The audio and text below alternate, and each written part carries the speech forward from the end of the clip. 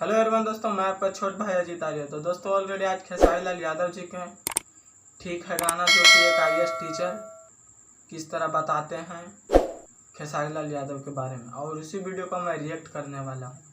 तो चलो वीडियो को स्टार्ट। तो अगर भोजपुर के खेसारी लाल जी ने पहला गीत गाया है, आपने इस बीच में सुना कि भोजपुरी का पहला रैप सॉन्ग आ गया है। ठीक है गाना के चर्चित बोल रहे हैं।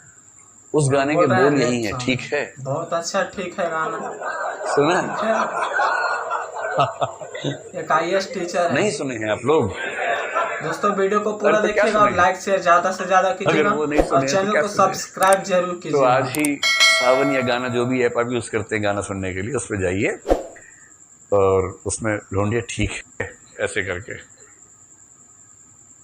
मिसारी लाल यादव नाम है, यही नाम है ना? कौन सा लाल? खेसारी, हाँ खेसारी लाल यादव नाम का सिंगर है।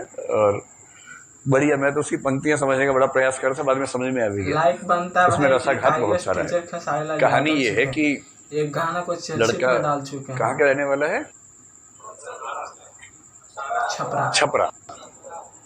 कहानी की शुरुआत इस बात से होती है कि अब जो होगा तो होगा, लेकिन छपरा लौट के नहीं जाएंगे हम, क्योंकि वहां बहुत सुताई हुई थी हमारी।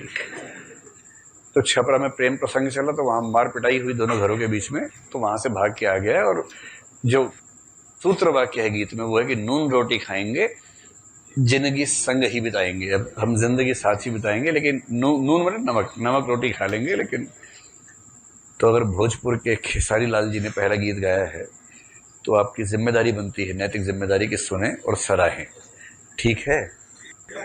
उसमें हर लाइन के बाद एक ही वाक्य आएगा, ठीक है।